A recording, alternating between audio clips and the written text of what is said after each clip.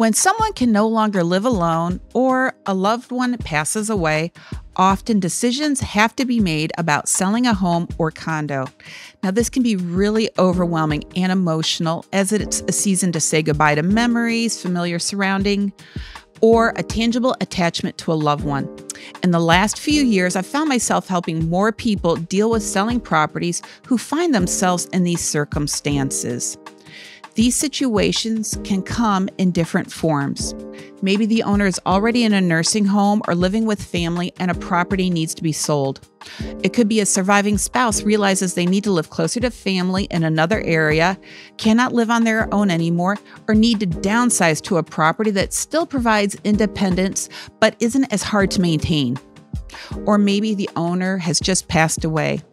If you're in a position of needing to sell under these circumstances, leaning on a knowledgeable and resourceful real estate agent can help take the sting out of, or at least minimize the sting of this really challenging process.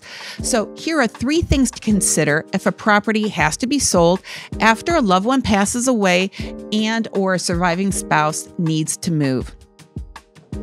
First, you have to consider some legal questions. Selling a home involves contracts, a listing agreement, and a sales contract. Who is legally allowed to sign is always the first question. We need to see how the deed is written. Is it in a trust or just someone's name? If it isn't a trust, who are the signers of that trust? Are those signers able to sign, or are they deceased or maybe not well enough to understand what they would be signing? Is there a copy of the trust? If it is in someone's name or names, again, are they able to sign? Is there a will? Does it need to go through probate? How long might that take? We will need to go back to the attorney who drafted the trust and or the will to get most of these answers.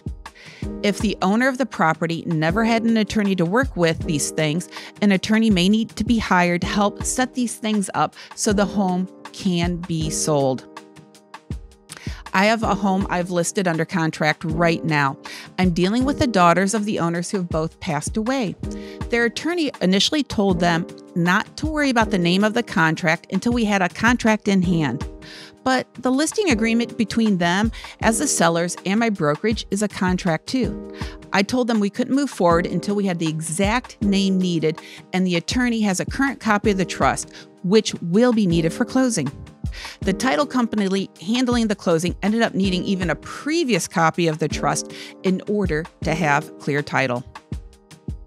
I will also soon list a condo for a family friend whose husband passed away about 3 years ago.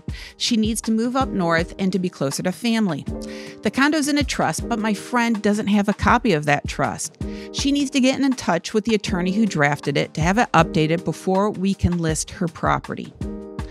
Now, if one of the owners are still alive, you may want to contact an accountant or an attorney who understands elder law to confirm that selling the property won't cause any surprise issues. So the first thing that really needs to be done is determine who can rightfully sell the property. Is there current paperwork that supports this? And you know that the selling the property won't trigger something else that will become a burden or hardship on the owner or family. Now, the second thing we need to discuss is communication. Good communication is vital in any transaction, but knowing who is the main person or persons to communicate with is key in these really delicate situations. First, if the owner needs to make a life transition and is still able to make decisions, they will be the person I would communicate with as their real estate agent. Even if the family wants to help, which is really wonderful, I can't disclose information or details without the permission of the owner.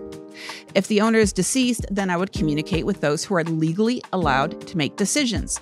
So let's say there's 4 children, but maybe only 1 or 2 are decision makers, then I would not talk with the other siblings without the knowledge of those decision makers. Now, thankfully, I've never had any problems with estate sales and families fighting over money or possessions or making basic decisions. But I've heard terrible stories from other agents, or maybe there's 6 people who need to come to agreement and sign documents, or non-decision makers calling to argue and fight over the estate. So my word of advice to anyone setting up a will or trust Keep the number of decision makers to as few as needed. The more people that are involved, the harder it gets.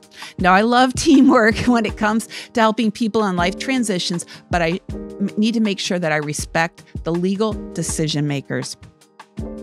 Let me just quick introduce myself. My name is Jill Thomas. I'm a real estate agent here in Sarasota, Florida. Each week I bring new videos to help you understand real estate in my market, the homes, the processes, and what it's like to live here. Now, if there's anything I can do to be of help to you, please feel to reach out to me. You can call, text, or email me. I also have a link down below where you can schedule a 30-minute phone call with me. I also want to point out that I have a designation called Seniors Real Estate Specialist, or SRES, where I've received special education to help those who are 50 years older, which is now me, through lifestyle transitions involving relocation or selling the family home. Please know I am really here to help you out. So the first thing to consider when somebody needs to make a life transition or somebody passes away is who can legally sell the property and do you have the right paperwork? The second is knowing who can do the communicating. The third thing I want to share with you is taking care of the property. Now, I named this category taking care of the property and not just selling the property. There's more work than just putting a sign in the yard to sell it. To prepare to sell the home, going through a lifetime of memories or possessions can be really overwhelming.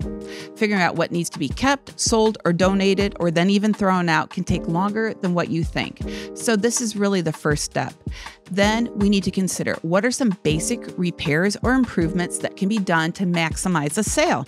Now, I can usually pretty quickly spot out some common electric, plumbing, and other problems that could end up becoming an issue for an inspection or hindrances to a buyer getting insurance. It is usually best to take care of those things on your timeline instead of being under pressure to do it while we're under contract. Now, maybe some painting and deep cleaning will also be in order. You can also consider hiring an inspector to inspect the home for potential issues or just for the 4-point inspection so you can take care of those problems that would impact getting insurance. This can really help smooth out the transaction and increase the ability to sell the home faster. Utilities need to stay on. You need to keep the yard mowed and make sure the home is clean all the way up until closing. Now, I have a lot of resources to help owners get someone in to do painting, a deep clean, or make repairs. If the home is vacant and the family is up north, please know I can meet those workers at the home to get the work done. Now, while the home is being prepared to list, we need to talk about the market value of the home. And naturally, everyone wants to sell their home for as much money as possible. But I ask that you really be cautious not to attach the value of your memories and the work your family put into this home to the market value. Those need to be separate. Prepare yourself to look at other places or comparables to the home being sold with a neutral perspective. Proper pricing will bring a solid contract on the home in a timely manner. And I understand that the owner may need a specific amount of money in order to transition to the next step, but overpricing a home will not meet that goal. If anything, it will delay the sale and it may put you farther behind. Now, if this was 2021 or 2022, then really you could have done that, but it's 2024 and a home needs to be listed at a realistic price if you want to sell it. Otherwise, the buyers will pass on even looking at it.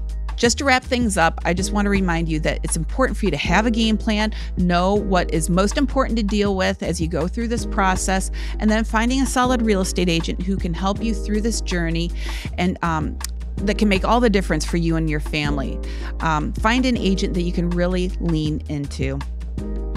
Now, on to my next segment, one thing I love and one thing I hate about Sarasota.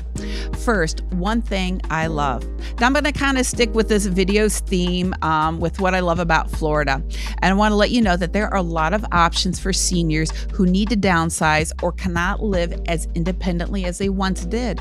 We have countless 55-plus communities where they care for your yard and offer amenities and events to keep residents active. There are also communities or senior centers that cater to every level, from independent living to memory care and everything in between. Sarasota offers housing for every season of life. Now, something I hate about Sarasota. When I'm recording this is January, and so far this has been the coldest December and January that I ever recall since I moved here in 1991. It has been raining and damp too. Someone up north assumed that this kind of rain is normal, but I've had to tell her, nope, not in the winter, July. August, September, sure, but not right now. And since it rarely gets cold, I truthfully do not have many pairs of closed-toed shoes. I wear sandals every day. I'm wearing sandals right now and it's cold out. I now have some tennis shoes and Skechers, and that's about it. And in fact, my feet hurt if I wear formal closed-toe shoes. I'm just not used to them, and there's a lot of other people who are in the same boat, a lot of ladies. So when it is this cold out, I really struggle with what to wear. My footwear is either super casual or my feet are freezing. So I apologize to any of you who are snowed in right now. I know this is kind of a silly thing, but the struggle is still real. And that's something I don't care about living in Sarasota.